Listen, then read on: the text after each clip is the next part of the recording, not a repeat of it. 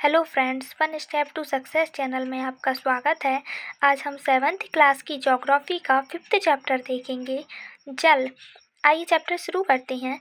जिस तापमान पर किसी वायु की सापेक्षिक आर्द्रता 100% हो जाए उसे उष्णांक बिंदु कहते हैं।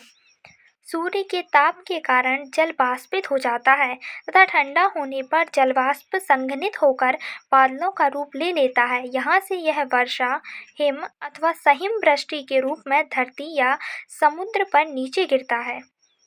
जिस प्रक्रम में जल लगातार अपने स्वरूप को बदलता रहता है और महासागरों, वायुमंडल व धरातल के बीच चक्कर लगाता है, इस प्रक्रिया को ही जल चक्र कहते हैं। जल चक्र की महत्वपूर्ण क्रिया है वाष्पीकरण, संघनन, वर्षण तथा अपवाह। हमारी पृथ्वी थलसाला के समान है। जो जल शताब्दियों पूर्व उपस्थित था वही आज भी मौजूद है। थलसाला किसे कहते हैं? यह छोटे खर के पौधे रखने का कृत्रिम जार होता है।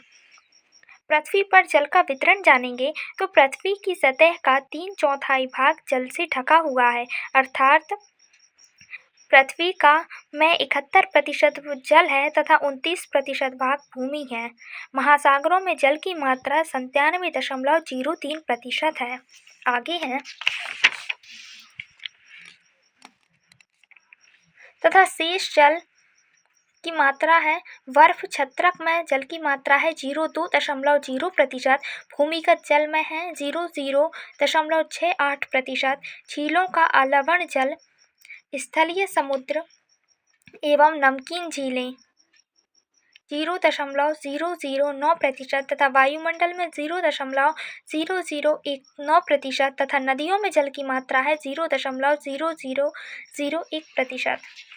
पृथ्वी पर जल के प्रमुख स्रोत हैं महासागर और समुद्र, जिसमें लवणीय जल पाया जाता है। वहीं नदी, ताल, सोते अर्थात जलप्रपात व हिमनद आदि में अलवणीय जल पाया जाता है। लवणता 100 ग्राम जल में मौजूद नमक की मात्रा होती है।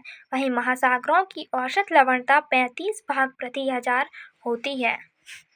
महासागरों व समुद्रों में जल के लवणीय होने का प्रमुख कारण है इसमें सोडियम क्लोराइड मौजूद होता है तथा समुद्री जीव सोडियम क्लोराइड का स्राव करते हैं और कैल्शियम की अधिकांश मात्रा भोजन के रूप में इस्तेमाल में लेते हैं।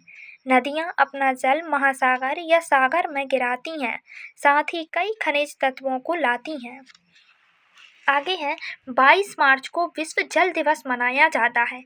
विश्व में सर्वाधिक लवणता टर्की के वान झील में 330 ग्राम प्रति लीटर है तथा वहीं इजराइल के मृत सागर में 238 ग्राम प्रति लीटर लवणता होती है। तैराक इसमें तैर सकते हैं क्योंकि नमक की अधिकता इसे सघन बना देती है।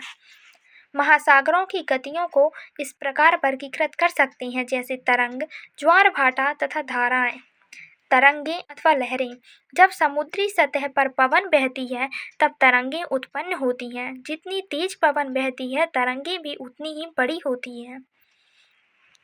जब महासागरीय सतह पर जल लगातार उठता व गिरता रहता है तो इन्हें तरंग कहते हैं। सुनामी के विषय में जानेंगे तो सुनामी जापानी भाषा का शब्द है। इसका अर्थ होता है पोताश्य तरंग। क्योंकि सुनामी आने पर पोताश्य नष्ट हो जाते हैं, इसलिए जापानी लोगों ने इसका नाम सुनामी रख दिया। सुनामी की उत्पत्ति के कारण है भूकंप, ज्वालामुखी उद्गार या जल के नीचे भूस्खलन के कारण महासागरीय जल विस्थापित हो जाता है, जिसके कारण 15 मीटर तक ऊंचाई वाली विशाल तरंगें उठ सकती हैं। अब तक की सबसे विशाल सुनामी 150 मीटर मापी गई है। ये तरंग 700 किलोमीटर प्रति घंटे से अधिक की गति से चलती हैं। आगे है 2004 की सुनामी के विषय में जानेंगे तो 26 दिसंबर 2004 में सुनामी से भारत के तटीय क्षेत्रों में अत्यधिक विनाश हुआ था। सुनामी के बाद अंडमान और निकोबार द्वीप समूह में इंदिरा पॉइंट डूब गया था तथा इस सुनामी से 11 देश भी प्रभावित हुए थे। इस सुनामी की उत्पत्ति का कारण था भूकंप का अधिकेंद्र, जो सबसे अधिक प्रभावित क्षेत्र था, तथा सुमात्रा की पश्चिम सीमा पर। सुमात्रा इंडोनेशिया के द्वीप का समूह है। भारतीय प्लेट बर्मा प्लेट के नीचे धंस गई। धंसने से जल विस्थापित हो गया। विस्थापन से लहरों की ऊंचाई बढ़ती है। इस गति से भूकंप आया। भारतीय प्लेट का घनत्व ज़्यादा होता है, अतः ज़्यादा घनत्व वाली प्लेट हमेशा धंसती है। सुनामी की तीव्रता रिक्टर पैमाने पर 9.0 मापी गई थी। यह सुनामी 800 किलोमीटर प्रति घंटे की गति से आई। भारत का दक्षिणी बिंदु इंदिरा पॉइंट, जो अंडमान निकोबार द्वीप समूह में स्थित था, पूरी तरह डूब गया तथा महासागरीय तल 10 से 20 मीटर तक विस्थापित हो गया। यह महासागरीय तल नीचे की दिशा में झुक गया। भारतीय प्लेट के बर्मा प्लेट के नीचे चले जाने पर जल वापस समुद्र तल की ओर लौटा, जिससे हिंद महासागर के कुछ द्वीप डूब गए। महासागरीय परिसंचरण अर्थात महासागरीय गतियों के विषय में जानेंगे तो ये तरंग, ज्वार भाटा तथा धाराएं आती हैं इसमें। ज्वार भाटा दिन में 2 बार नियम से महासागरीय जल का उठना व गिरना ज्वार भाटा कहलाता है। जब सर्वाधिक ऊंचाई तक उठकर जल तट के बड़े हिस्से को डुबा देता है तो इसे ज्वार उत्पन्न होता है, जिसे टिड भी कहते हैं, जो बढ़ता है। और जब जल अपने निम्नतम स्तर पर आ जाता है तो इसे भाटा उत्पन्न होता है, जिसे इब भी कहते हैं, जो घटता है।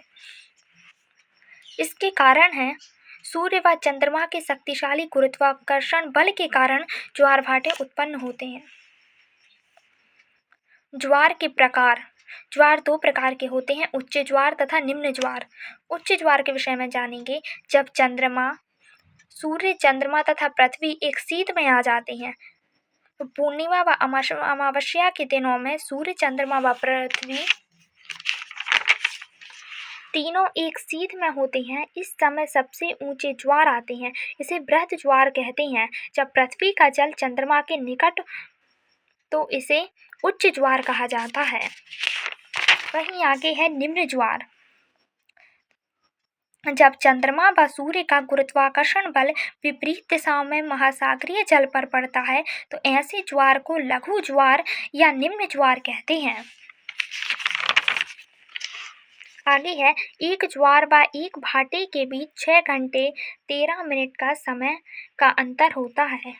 पृथ्वी के किसी भी स्थान पर 24 घंटे 52 मिनट में 2 ज्वार और 2 भाटे आते हैं, परंतु इंग्लैंड के न्यू साउथम्पटन में दिन में 4 ज्वार भाटे आते हैं।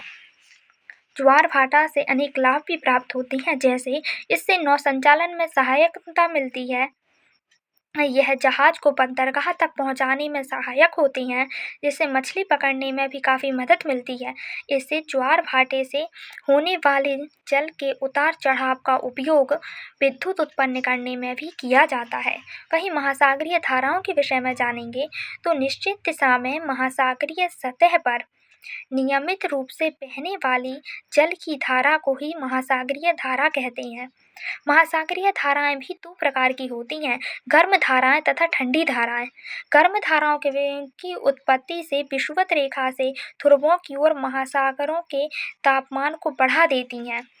वहीं ठंडी धाराएं की उत्पत्ति ध्रुवों से विषुवत रेखा की ओर महासागर के तापमान को कम कर देती हैं। जिन स्थानों पर ठंडी व गर्म धाराएं मिलती हैं, वह स्थान विश्व भर में सर्वोत्तम मत्स्यन क्षेत्र माने जाते हैं। उदाहरण के रूप में जापान के आसपास एवं उत्तर अमेरिका के पूर्वी तट।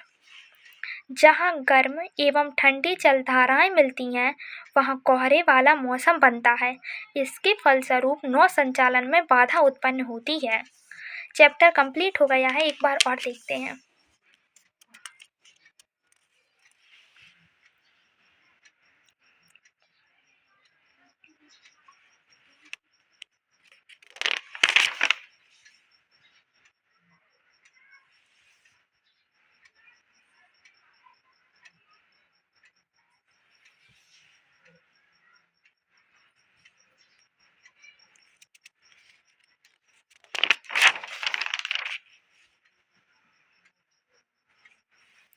अगला चैप्टर हम नेक्स्ट वीडियो में देखेंगे।